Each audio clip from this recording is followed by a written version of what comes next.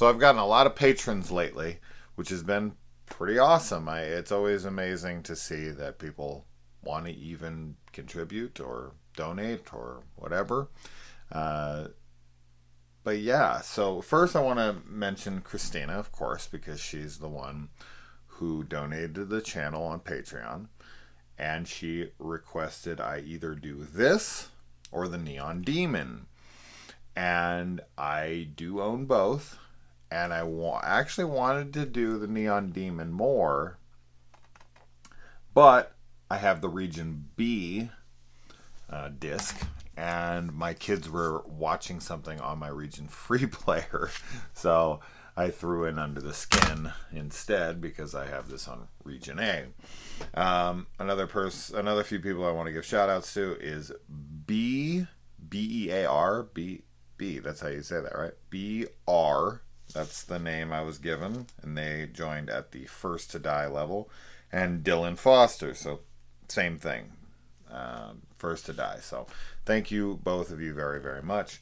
And then Ricardo and Katie, who actually were patrons before Christina. I want to say to them, don't worry, both of your reviews are coming.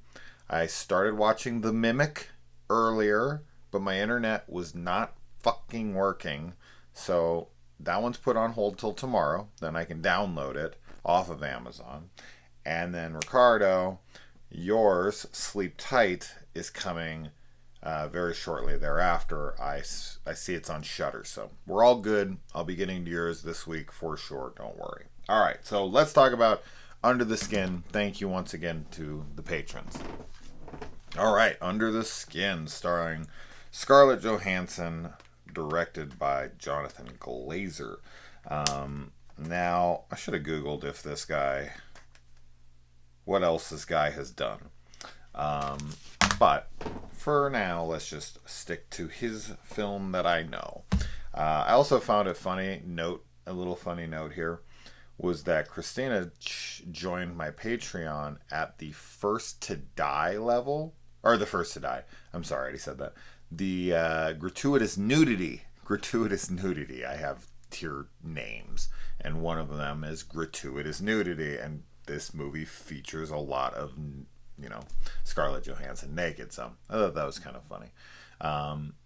But now, would I refer to the nudity in this as gratuitous? No, it always serves a purpose.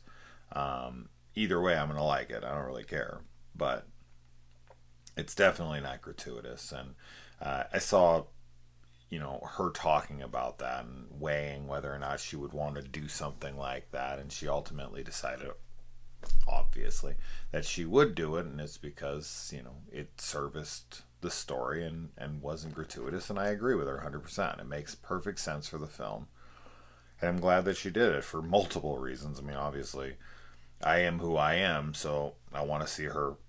I want to see her naked, and she really does have a near perfect body. I mean, she's an unbelievably attractive woman all around, and seeing her naked just reaffirms that. It's like, Jesus Christ, do you have a flaw?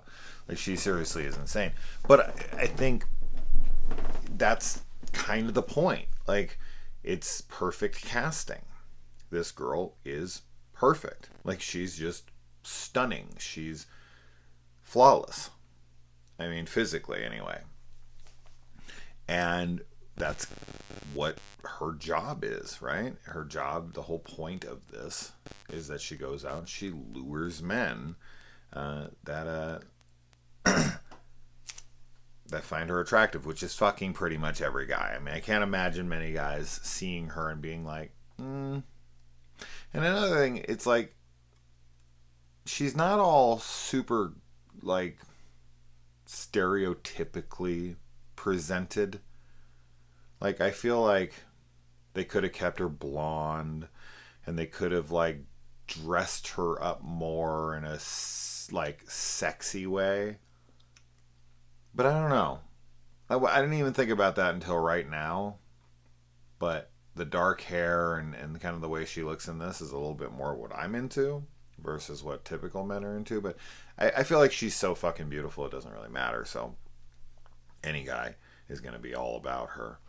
Um, Now, this is an A24 film and very much feels like one. This is what A24 is famous for.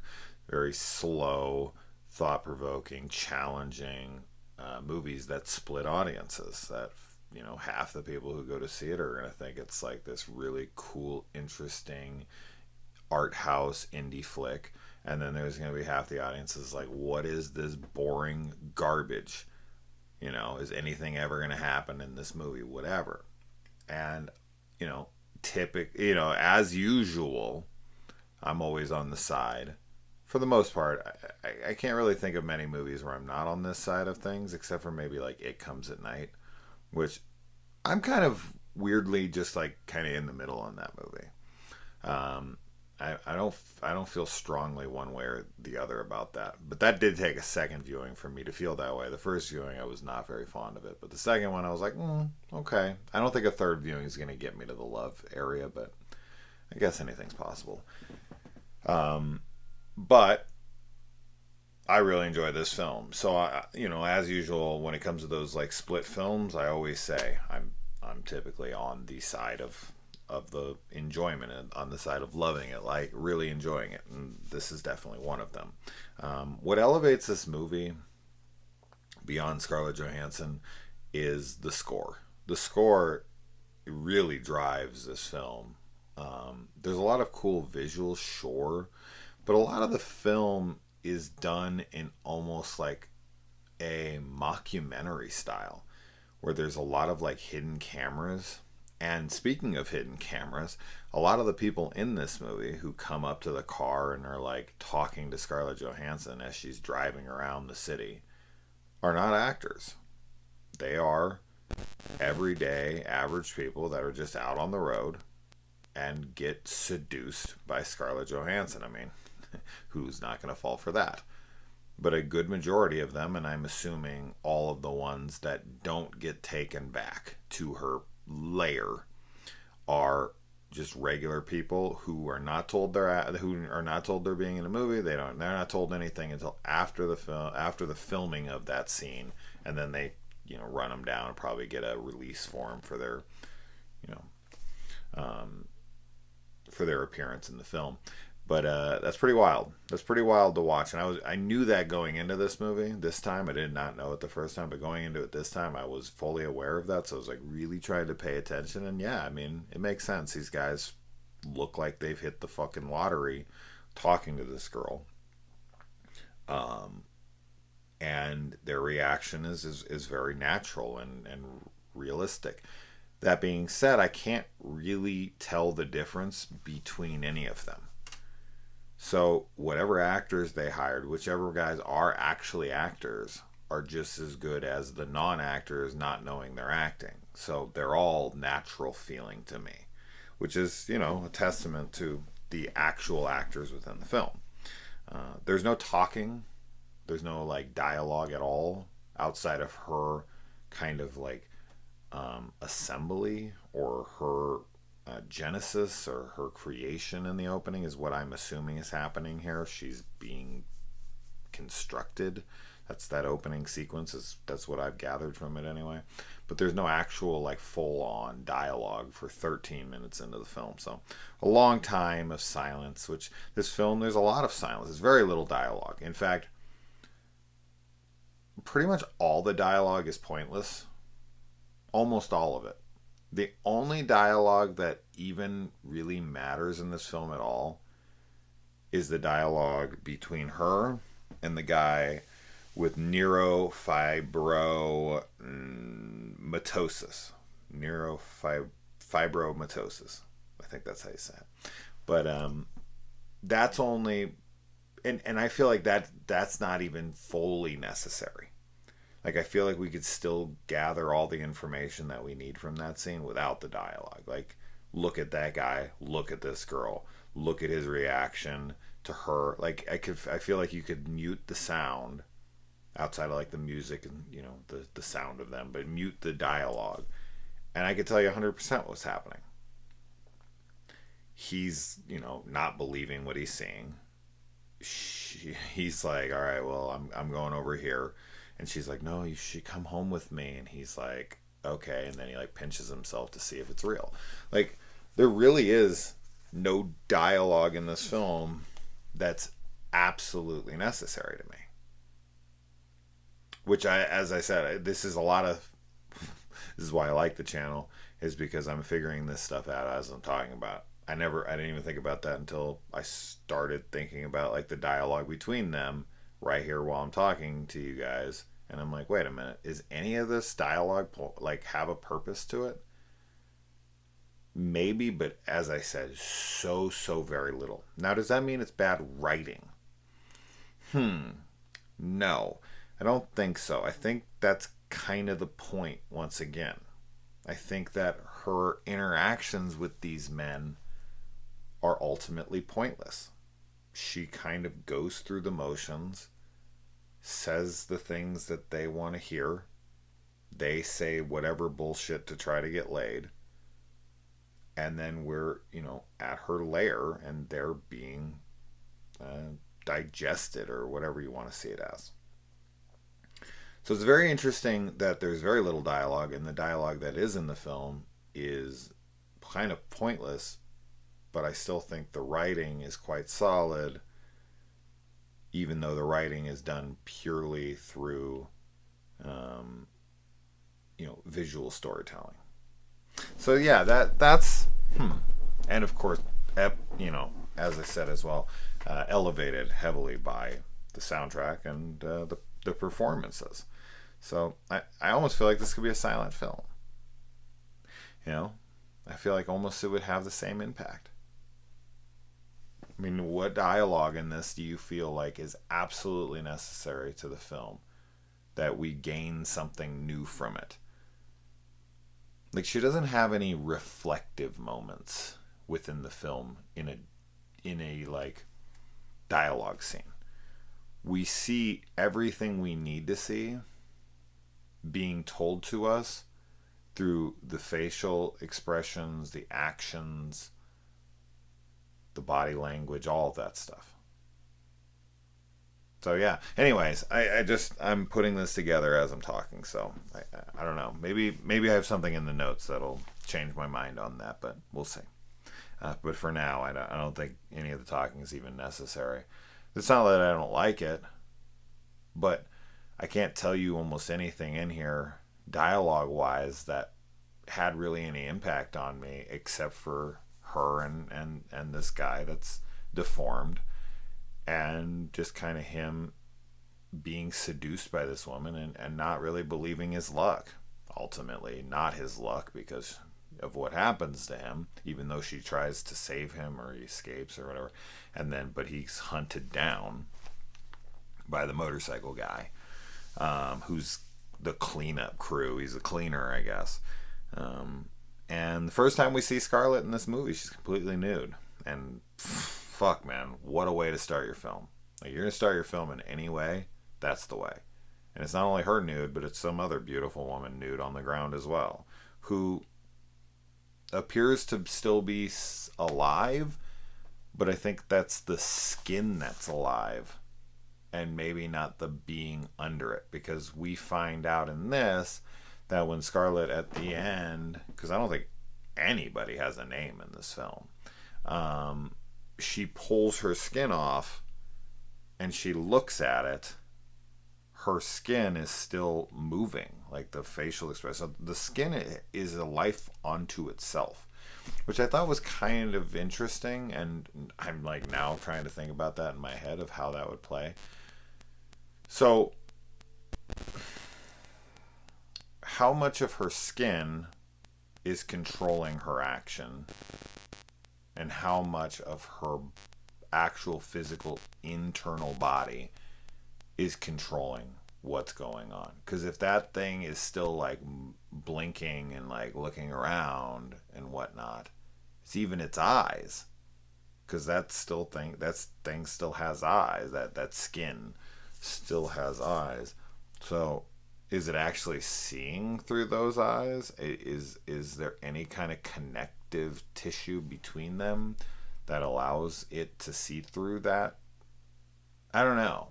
That's actually very confusing to me now on what the skin is versus what the physical body within the skin is, and they're working in unison with one another. I don't know. I don't know. And that body that's laying dead on the ground, is the skin still alive, but the body inside is dead? I don't know. I don't know. Anyway. And then she finds an ant on the body, which I think initially shows us her curiosity. That she's different. That she actually acknowledges something that's outside of like her prime directive. RoboCop reference there. And it's funny if these guys really are the actors that get in the car that are not actors, should I say. Even if it is, it doesn't matter. It's insane how easy a dude will jump into a car with a beautiful woman. Like, of course, the other way around, that works in porno. Like, hot chicks jump into a car with some guy. This isn't the same thing. Although these aren't the best looking guys, and she's gorgeous. So I would assume that if there was some like super insanely hot dude driving around picking up very subpar average chicks, maybe it would go this way. Maybe. We don't see the other, is there any male? I don't think they bother with males, honestly, because they are more than likely some kind of alien race or someone. I was even seeing that there's suggestions that these are like, what the fuck did they call these things? I was looking up. It was in the trivia of IMDb. It was like one of the things that people have proposed as a potential explanation for what this is, and it's some like Scottish mythology of basically like a mermaid seal. Can't remember what the hell they're called off the top of my head again. Damn, I actually looked them up and everything. It's not a name I've ever seen before, but yeah, whatever the fuck these things are. It just we'll just say aliens because that's what I originally thought. But even if it was this, I guess what it would take into consideration would be the odds, right? You got to up your odds. You want substance, or you want I don't know what they're using these bodies for. That's another thing that I was contemplating. But whatever they're using them for, they would want to up their percentage of success, right? And a guy going out and trying to land chicks in like a night, just like picking them up randomly on the side of the road and bringing them to them, the odds are much more in the woman's favor that she's going to be able to pick up dudes and take them home. Now, okay, couple things there. Number one, what they're using these bodies for. Obviously, food would probably be the thing we would immediately assume, right? But then I was thinking, because it like takes a vat of it, once that guy's sucked out of his body, we'll get to that scene in a second because I want to talk about that. But there's this I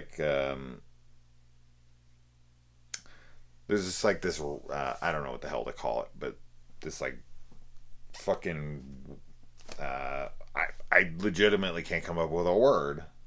This thing with the fucking the inside of this guy's body just slides down it, almost like a conveyor belt down a slide, whatever the fuck, and it goes into this like little slot, and then it's just like this like red area, and then there's like this really thin line of red on the screen, and I was like, what the fuck am I looking at?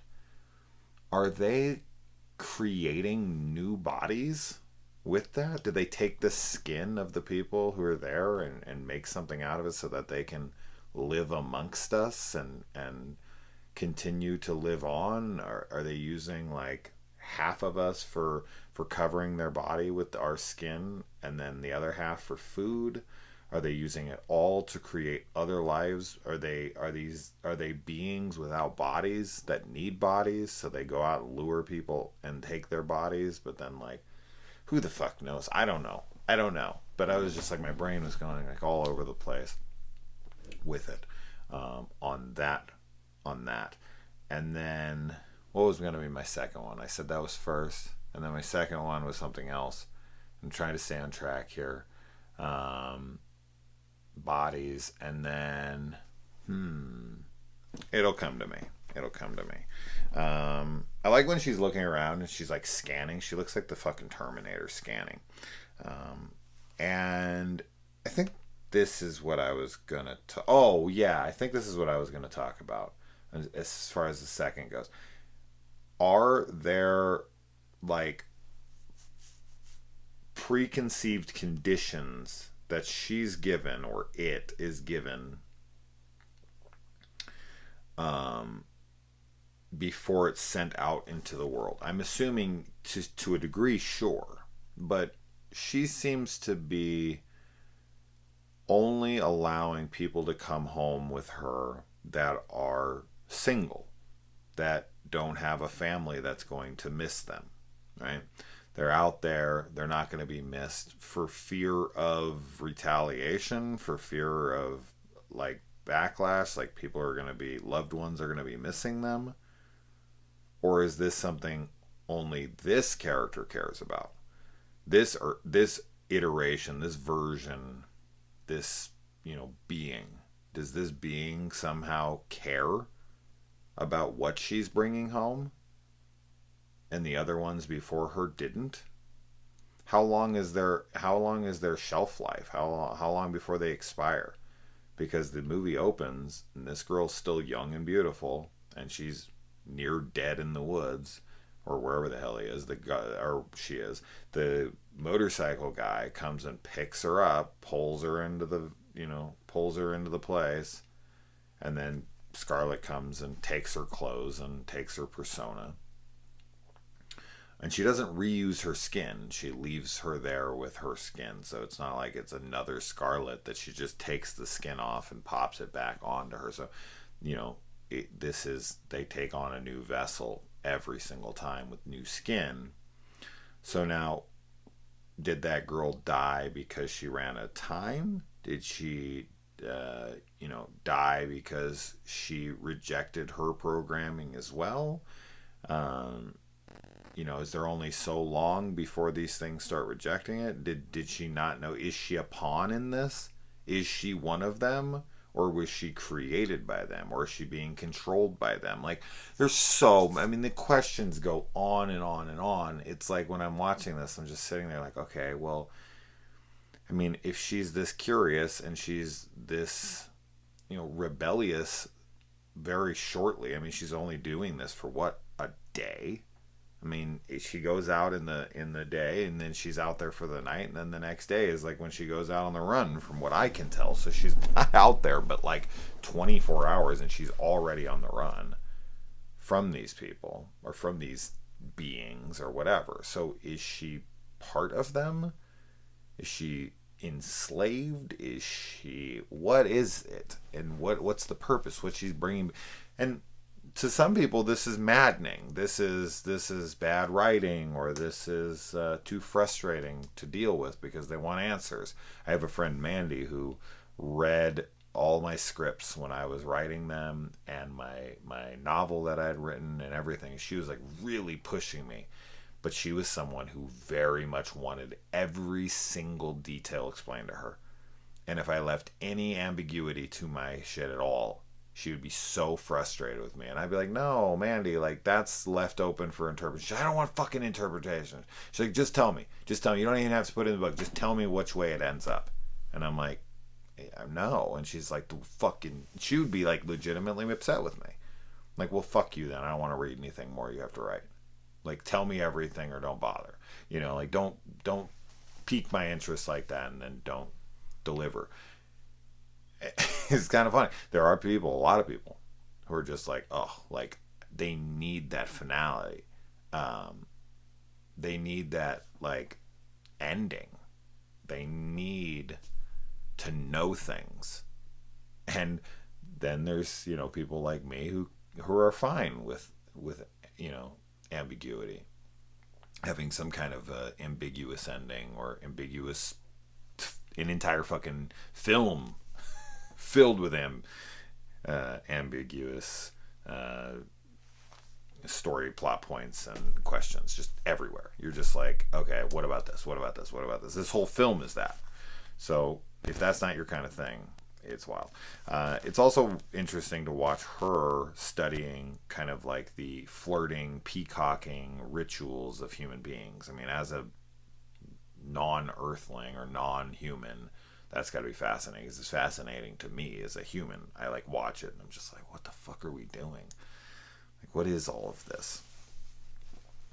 And like, as soon as she finds out that these people like have a, you know, they're going somewhere, they have a life, she like immediately bails. Is that part of the protocol? Is that what she's programmed to do? Or is that what she herself has decided to do? Like, no. Because she ends up like, quote unquote, feeling bad for this, you know, deformed guy. And she ultimately lets him go, from what I can tell. And then she goes out on the run, like, I'm done with this. And she goes off and tries to have like a romantic endeavor. She tries to like go and live a normal human life, eating food and whatnot, which of course she barfs up because she's not human. But she kind of starts to try to become what she's stalking. So yeah, it's a very fascinating film. The walks into the oil are visually stunning. I don't know how they did it, but the way she like walks across the black floor, and there's such a contrast, right? The room that we see in the opening is completely white everywhere. You can't see anything else.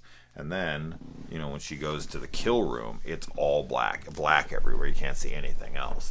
So I thought that was, the way that is done visually is stunning. And, you know, on 4K it's even better. And a lot of hard-ons.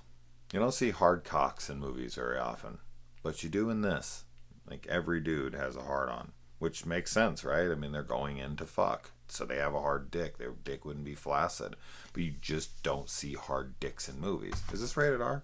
This got an R rating with hard dicks in it. Huh. That's crazy. I didn't think you could have hard dicks in an R-rated movie. I thought that would immediately make it NC-17. Interesting. Then you get the drowning scene where the woman's out there, the guy goes after her, she just clubs this dude over the head with a rock, and then that baby's left there. That's one of the roughest scenes that I've fucking ever seen, man. Just like the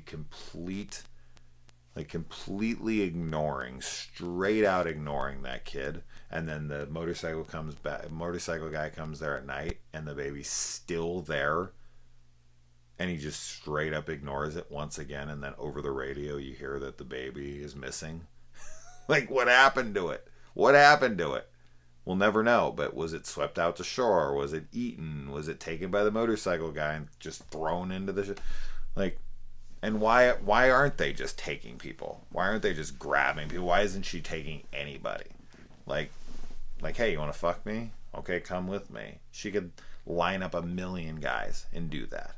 Are they worried about getting caught? Does she have some kind of belief? Yeah, I get why people want these questions answered, because it'll drive you fucking crazy. And let's see.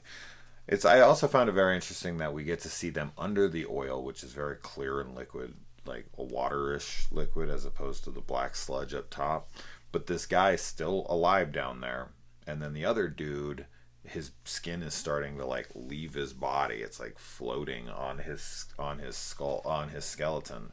And then he's literally just ripped right from his body, and his skin is just floating around as he's like sucked out of his body. So all of his innards are just instantly gone. Where they go, how they're taken out, who knows? I know where they go because we see that, but like we don't see it actually taking place, it's just skin, like it's just like it all just implodes. That's fucking chilling. It really is, man. That really like took me aback for a second when I was like, oh Jesus Christ, it's intense, it's very horrific. So something that's gonna definitely be burned into my memory, and to be like sitting in that liquid, not being able to really do anything about it, and just watching that happen to a guy, and you know that you're next. Jesus, I mean, I know that guy came there to get sucked off, but this is ridiculous. Or sucked on. Maybe the joke would have landed better. I think it probably landed with some of you, regardless, even if it didn't make any sense. Or to have her suck it out of him. I don't know. I could have made that joke better. Oh well, on the spot. You do better. Let's see. Dude, you know you're beautiful when you're just sitting on the side of the road and some guy in another car buys you a fucking flower. Like, and it has it delivered over to your car. Jesus Christ. That's never going to happen to me in my life. In my fucking life. That's crazy. And then the motorcycle guy comes and just like gives her kind of a cross check looks under the hood, just checks to see if she's like still together, I'm assuming. Maybe her skin's going to start falling off with any kind of damage to it. They're very frail from what I can see, because once she's raped, she starts falling apart very easily. And I guess there was some I remember this vaguely, but there was some meme of Scarlett Johansson falling on the set of this movie, and it was like a big joke for a while, and then we find out that it was actually like on purpose for the film, which is kind of a fuck you to all the people who are like making fun of her. Which is kind of silly to smash someone for falling. Like, you've never fallen before. I mean, as long as it's all in good fun, but if you're like legitimately bashing someone because they like fell, like, really? You've never fallen before? Jesus Christ, man. I've fallen a lot in my life. And it's so sad when you see that dude like pinching his hand to like see if this can't be happening. But, you know, just like in one of my favorite comedies of all time, The Stoned Age, there's a really amazing, hilarious scene to me when Tack is pinned down and he's being told that, you know, he's got zits all over his face because he's like he's trying to tell this guy, like, he's like, look at me, no chick's gonna want me, this and that, and then the dude tells him back, like, hey man, maybe you can find another girl with acne like you, and you'll have something in common, and all of you. And he's like, I don't want no crater face chick, I want fine chicks. Like, of course he finds himself to be ugly.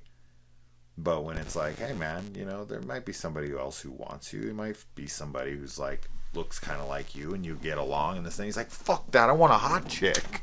Like, that's so everybody. That's so everybody that I've encountered. Like, everybody wants hot people. Period. It's not like you're unattractive and then you're like, oh, you know what? I see what I really am, and I'm attracted to like my quote unquote like level or whatever the fuck. I'm not saying that this is the way it should be. I get it 100%. I'm just saying it's kind of funny to me that even in this, it's like, of course this guy is deformed, he's what a lot of people would consider to be ugly, and he's of course attracted to a gorgeous woman, as we all would be. I've always found that to be kind of interesting. It's not confusing. It makes perfect sense. It's just kind of wild to me in a way. Like, it's just like we all have, and of course we all find things different. We all find different things attractive, for sure. But for the most part, we all have pretty similar tastes and things. Anyway, I also thought that it was interesting that she only gets naked for him. She doesn't get naked for anyone else, but she goes completely nude for him. And all the better for it in this film. And then we see another black figure that's out in the oil with her, and maybe that's the last girl, or maybe that's her replacement. I'm gonna go with replacement. And then, as I said, that guy gets tracked down and killed anyway. She tries to eat, can't. She throws it up. When music is put on, she taps. She just starts to slightly become almost human and starts tapping to the music. That's cute. Then some guy brings her over and really doesn't try anything with her. He's like a total romantic gentleman in this. He like takes her places. He lets her stay over. He doesn't try to touch her. He fucking like picks her up, carries her across water. Like, this is like straight up a gentleman here. And then she investigates her body in the mirror, almost like a, what is this? Why are men literally giving their lives to be at this? Like, she's fascinated by her body. And that scene right there is essentially what it would look like if I woke up tomorrow and I was Scarlett Johansson. That would be me pretty much every day. I'd just be sitting in the mirror, masturbating, just looking at my body like, what the fuck is this? Oh my God. But that's always been a fascinating thing to me. Like, are lesbians and gay men like attracted to themselves? I know that sounds crazy and people are like, oh my God, that's so stupid. But I'm like, if I was really into dudes and like, you know, I was all buffed out and everything, and I was like looking at myself, I'd be like, fuck yeah, dude, like I look hot, like I'm gonna jack off to myself. It reminds me of Hagrid. You ever seen that movie with Bam Margera, the CKY guys? He's like, why don't you like try looking at, like, jacking off to your own asshole? And Ryan Dunn gets up on the counter and is like jacking off, looking at his own asshole. It's pretty funny. Anyway, and then they kiss, and she tries to have like an actual romantic thing, and he has some bit of sex with her. I don't really know what's happening in that sex scene. I can tell you that actor is a better man than me, because there's no way I could do that scene. He's completely pantless with Scarlett Johansson, who's in the bed with him, and her pants are off as well. I don't know how you don't get a hard on in that sequence. People go, oh, he's a professional in this. Dude, come on. Scarlett Johansson's in bed with you. There's no professional. There's just no professional at that point. I'd just be like, dude, I don't care what's happening right now. I'm getting a hard on. This is happening. I know I'd tell her. I'd be like, look, I'm going to get hard. You're hot as fuck. I apologize right up front. I know you're not going to want to work with me. You're probably going to have me taken off the set. But I just want to be clear. I just want to be 100 with you. Anyway, especially this guy. This guy looks like an everyday average dude. It's not like they shot this scene with fucking Ryan Gosling or some heartthrob, some Chris Hemsworth, Jake Gyllenhaal fucking kind of guy. This is like, just some every average day guy. Like, so yeah, there's no way. Anyways, I guess he has sex with her, from what I can tell, and then she like pats at herself and she looks at her hand. I can't figure this out. She's like putting a flashlight up there. So her body, so we see it underneath that her body is different. Like, it's not actual, like, she doesn't have human organs. It's not like a normal human being. Her vagina, it looks like he's trying to get into her and he can't. And then she investigates and sees that she can't actually have sex, that it's not going, it wouldn't be able to go into her. Is that what she's looking at? Or did he break her hymen or did she actually feel some pleasure and she's like looking at like, what the fuck is this? What's happening right now? What button did he push? I'm fascinated by that scene. I don't understand it at all. I don't really know what's happening there. I think what's implied is a hymen, maybe? She like looks at her hand, I feel like, for a second, and is like looking at the blood and is like, what is happening? Is that what's going on? Did he injure me? But as I said, I don't feel like that lines up. Kind of a pun there. Doesn't really line up with what's under there because it wouldn't really line up for him to be able to get past just the skin, right? There'd be no like hole to push through. You guys know how sex works, right? You know how to do it. Do I need to sit you down, birds and the bees? And then she's like basically raped by a logger. So she's like, she encounters like two completely opposite people. She encounters this like old school, romantic dude who's like 1 in a million, and then she like runs into this total fucking rapist piece of shit guy. So you got like two totally different spectrums of men there. And unfortunately, this guy seems to be a more, there seems to be more of these kinds of guys than these kinds of guys, unfortunately. But he fucking like attacks her. Then her skin starts falling off, so he runs out and he grabs gasoline and burns her. I think that was his go-to anyway. I think he was gonna burn her anyway. I think he had that thing on the ready. So I don't think the conclusion of that ended any different than he intended it to. But he's almost kind of like the anti-hero in this. It's like this creature that's going around and murdering people. He puts a stop to by burning it alive, like getting rid of this fucking thing. But we kind of become a little bit attached to her. So in a way, it's almost like you feel bad for it, but then you think about what it's done to these people and you're like, fuck that thing. It's a really weird, and he's a rapist, so of course you don't want him to get away with it, but he does. It's a very conflicting emotional moment in the film for sure. But regardless, we get to see her kind of reflecting, and we get to see her looking at her own skin, and it's an interesting moment. And then she's lit on fire, and she like goes in a run, and that's very beautifully composed and framed, and it's just a very well made, visually stunning film. So anyway, overall, I think that's it. Yeah. Okay, I'm done. It's 40 minutes, 42 minutes. Jesus Christ, I really thought I was going to do this fast. I really, really fucking did. God damn it.